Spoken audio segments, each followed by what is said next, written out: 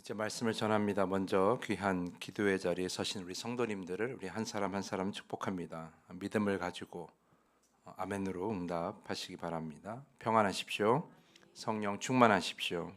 이 시간의 말씀과 기도를 통하여서 여러분이 온전한 믿음을 갖고 또 주님의 부르심에 즉각적으로 응답하는, 그래서 복된 자리에 서는 여러분 모두가 되기를 간절히 축복합니다. 사사기 5장은 사사기 4장에 기록된 그 전쟁에서 승리한 드보라의 노래입니다. 하나님의 도우심으로 그 승리한 기쁨을, 또 하나님의 구원과 악한 자들의 멸망을 노래로 표현하고 있습니다. 이 노래가 중요한 것은 하나님께서 이 전쟁을 어떻게 이끄셨는지, 그리고 이 전쟁과 관련된 주변 사람들이 어떠한 모습을 보여주었는지, 그런 것들을 좀 엿볼 수 있는 그런 노래라고 할 수 있습니다. 사실 이 사사기 5장에 나와 있는 노래는 굉장히 어려운 노래예요. 그래서 아주 오래전의 언어로 지어진 이 노래를 사실 지금도 제대로 이해하기가 쉽지 않은 그런 여러 가지 내용들이 담겨 있는데, 그 안에서도 우리가 사사기 4장을 함께 보면서 우리가 이해하고 또 기억해야 될 내용들이 몇 가지가 있습니다. 예를 들어서 4절 말씀 보면, 여호와여 주께서 세일에서부터 나오시고 에돔 들에서부터 진행하실 때에 땅이 진동하고 하늘이 물을 내리고 구름도 물을 내리셨나이다. 이렇게 드보라가 노래합니다. 이 말씀을 통해서 우리가 한 가지 알 수 있는 것은, 하나님께서 이 전쟁을 이기게 하실 때 비를 많이 내리셨다라는 걸 우리가 알 수 있어요. 그러니까 싸움에서 하나님께서 자연을 움직이시고 비를 많이 내리게 하셔서 그것이 이스라엘이 싸우는 그 가나안 족속들에게 굉장히 어렵게 하는 그러한 일이 되었다라는 것을 우리가 알 수 있죠. 그러니까 하나님께서 단지 그들을 도우실 때에 하나님께서 그 능력을 그 싸우는 이스라엘 백성들에게만 나타나는 것이 아니라 하나님께서 다스리는 온 자연을 통하여서도 하나님은 이스라엘 백성들을 이기게 하셨다라는 걸 우리가 알 수 있다는 겁니다. 하나님께서 우리를 도우실 때는 그저 우리의 힘 안에서만 도우시는 것이 아니라 외부에서 강한 힘으로 우리를 역사하실 수 있다라는 것, 그것이 오늘 말씀에서 알 수 있는 것이죠. 그리고 4장 후반부를 보면 이제 야엘이라는 여인이 주인공으로 등장합니다. 어제 우리가 말씀을 우리가 읽었지만 우리가 4장 마지막에 등장한 야엘, 그래서 오늘 5장 중반부터 드보라의 노래의 주인공은 바로 야엘이라는 거죠. 하나님께 쓰임 받아서 시스라 장군을 죽인 이 야엘이 이번 싸움에서 매우 중요한 인물이었기 때문에 이 드보라의 노래에서도 후반부에 굉장히 비중을 차지하여 등장하고 있다는 것입니다. 하지만 여러분, 한 가지 꼭 기억해야 될 것, 그것은 바로 원래 이 시스라는 바락의 손에 죽었어야 된다라는 거죠. 어제 말씀드린 것처럼 하나님은 바락을 부르실 때에 시스라를 바락의 손에 붙여주겠다라고 말씀하셨어요.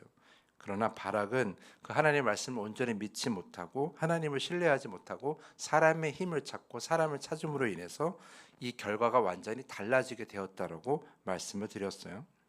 만약 바락이 온전한 믿음으로 하나님의 말씀을 100% 신뢰하고 사람의 힘을 찾지 않고 즉각적으로 순종하며 나아갔다면 오늘 이 드보라의 노래의 주인공은 야엘이 아니라 바락이 되었을 겁니다. 그러니까 완전히 바뀐 것이죠. 뭐 어떤 일에 대해 주인공이 되는 것이 중요한 것은 뭐 꼭 아니라고 할 수 있어요. 누구라도 하나님의 일을 완수할 수 있다면 좋은 일이죠. 하지만 여러분 꼭 기억해야 될 것, 바락을 처음부터 부르신 이유가 하나님께 있었을 거라는 거예요.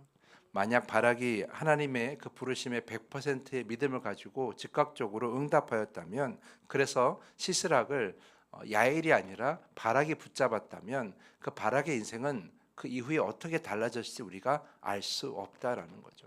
하나님은 바락을 통하여 여러 가지 계획을 가지고 있었는데 그 첫 번째 계획, 그 첫 번째 일이 바로 시스락을 바락의 손에 붙여주시는 거는데, 그 일에 바락이 온전히 응답하지 못하였고 그 뒤로 그의 인생이 완전히 달라지게 되었다라는 거예요. 결국 우리의 인생에 여러 가지 순간순간들이 있는데 그 순간마다 온전한 믿음과 신뢰로 나아가느냐 그렇지 못하느냐에 따라 우리의 인생도 완전히 달라질 수 있다는 거예요. 한두 번이 아니라 우리에겐 여러 번의 순종의 순간이 다가오는데 그 여러 번의 순종의 순간들을 불순종과 주저함으로 우리가 자꾸 만들어 간다면 우리의 인생은 하나님 원하시는 방향에서 멀어질 수밖에 없다라는 거예요. 결국 우리가 무엇을 선택해야 하느냐에 따라 우리의 인생이 온전함으로 나아가느냐 아니면 그렇지 않느냐로 바뀌게 된다는 것이죠. 여러분, 우리는 오늘 이 순간에 하나님 우리를 부르실 때, 하나님 우리에게 말씀하실 때 무엇을 선택해야 할 것인가? 그건 여러분이 너무나 잘 알고 계실 거예요. 온전함을 이루기 위해서는 하나님의 말씀을 온전히 신뢰하고 그 신뢰함으로 우리가 주저함이 없이 나아가야 될 거예요. 그것이 우리에게 필요한 거죠. 드보라의 노래를 가만히 보면 이런 바락과 비슷한 모습을 취한 이스라엘 사람들이 있었어요. 23절 말씀 보면 여호와의 사자의 말씀에 메로스를 저주하라. 너희가 거듭거듭 그 주민들을 저주할 것은 그들이 와서 여호와를 돕지 아니하며 여호와를 도와 용사를 치지 아니함이니라 하시도다. 여기 딱 한 번 등장하는 메로스는 이스라엘의 한 지역의 이름이에요. 근데 여호와의 사자의 말씀에 메로스를 저주하라라고 이야기하고 있죠. 한 번 저주하는 것도 아니고 거듭거듭 저주하라라고 이렇게 기록되어 있어요. 그들이 왜 저주를 받아야 되는가? 23절 후반부를 보면 그들이 전쟁에 나서지를 않은 거예요. 하나님의 부르심에 응답하지 않은 거죠. 분명한 이유는 알 수 없으나 여러 가지 이유가 있었을 거예요. 전쟁이 두려웠거나 혹은 자신들의 일이 아니라고 이기심을 보여줬거나 아니면 하나님께 불순종할 수밖에 없는 그런 어떤 이유가 있었을 것이다. 예를 들어서 이방신을 섬기고 있었던 그런 지역의 사람들이었을 수도 있다라는 거예요. 어쨌든 하나님의 부르심에 온전히 응답하지 못했기 때문에 오늘 말씀에 등장하는 거예요. 여러분, 말씀에 좋은 일로 등장할 수도 있지만 좋지 않은 일로도 등장할 수 있어요. 우리의 인생에 하나님께 그렇게 기억될 수 있다는 걸 잘 기억하셔야 돼요. 중요한 것은 무엇이냐면 하나님의 분명한 부르심에 분명하게 주어지는 사명에 제대로 응답하지 않으면 그 결과는 저주밖에 없다라는 거예요. 누가 저주를 좋아하겠습니까? 누가 하나님의 저주 안에 놓이길 바라겠습니까? 그런데 우리가 다른 것에 눈에 빼앗겨서 다른 것을 바라보면서 하나님의 말씀과 하나님의 부르심에 즉각적으로 응답하지 않으면 그 이후는 한 번의 저주가 아니라 거듭되는 저주 안에 놓이게 될 것이다라는 거예요. 우리가 그러므로 우리가 다른 것에 시선을 빼앗겨서 하나님의 부르심에 응답하지 못하는 어리석음을 선택해서는 안 된다라는 거예요. 여러분의 인생을 잘 한번 생각해 보십시오. 하나님께서 우리를 부르시고 하나님께서 우리에게 말씀하시는데 내가 잘못된 곳에 시선을 빼앗겨서 그 부르심에 온전히 응답하지 못할 때가 없었는지, 나의 시선을 하나님이 아닌 다른 것에 빼앗기게 하는 것들이 무엇이 있는지 한번 잘 생각해 보셔야 돼요.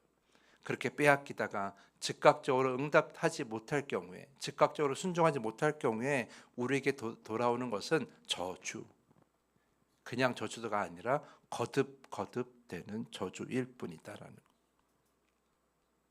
메로스 지역에 사는 이스라엘 백성들이 그렇게 거듭되는 저주를 받았다면 오늘 시스라를 죽인 이방 여인 야엘은 전혀 다른 결말을 맺게 돼요. 24절 말씀 보면 겐 사람 헤벨의 아내 야엘은 다른 여인들보다 복을 받을 것이니 장막에 있는 여인들보다 더욱 복을 받을 것이로다. 여기 24절에 복이라는 단어가 2번 기록되어 있잖아요. 그냥 복을 받는 것이 아니라 복에 복을 더하여 받는다라는 거예요. 여러분 잘 보십시오. 여기 겐 사람 헤벨의 아내 야엘이라고 기록된 것은 야엘은 이방 여인이었다. 이스라엘 민족의 테두리 안에 있었던 사람이 아니에요. 물론 그녀가 하나님을 알았을지는 모르지만 이스라엘 백성들 테두리 안에 있었던 사람은 아니었다라는 거예요. 근데 그녀가 단 한 번의 순간에 하나님을 기억하고 하나님께 순종하여 나아갔다. 하나님께 온전히 쓰임 받았다는 건 매우 중요한 거예요. 장막의 말뚝으로 시세라를 죽였다라는 것은 그것은 뭘 의미해요? 자기 손에 아무것도 무기도 없었어요. 그런데 하나님의 그러한 부르심, 하나님의 그런 마음의 감동에 주어진 그 음성에 곧바로 자기가 가진 것을 가지고 응답한 거예요. 결국 누가 복을 받아요?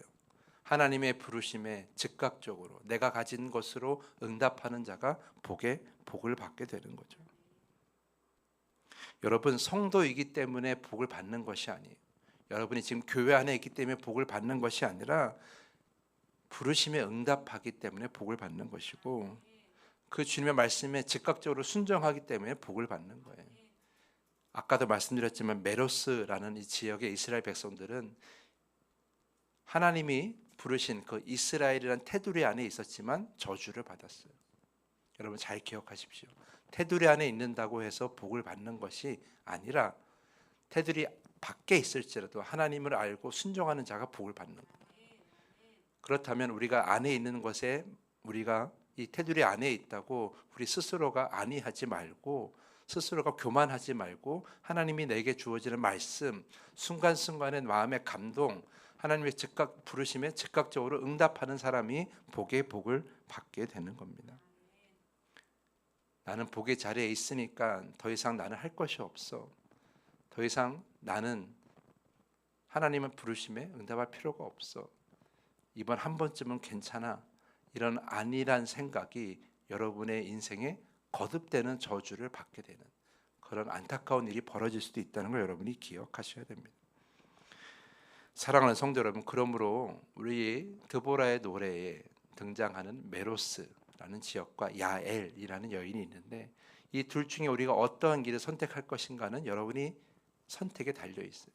오늘 여러분이 하나님의 말씀과 하나님의 부르심에 즉각적으로 응답할 것인가 아닌가에 따라 우리의 길은 두 갈래길로 나눠질 수 있다는 것이죠. 저는 간절히 바라고 바랍니다. 이 말씀을 듣고 있는, 또한 기도의 자리에 서 있는 여러분 모두가 야엘과 같이 내가 가진 것으로 하나님께 즉각적으로 응답하여 나아가는, 순종하며 나아가는 여러분 모두가 될 수 있기를 간절히 부탁을 드립니다. 그래서 그 누구보다도 복에 복을 더하여 받는 그런 축복된 인생이 될 수 있기를 간절히 축복합니다. 오늘 그런 하루로 만드시고 여러분의 평생의 인생이 그런 하루로 채워지기를 부탁드리면서 오늘 말씀을 마치겠습니다.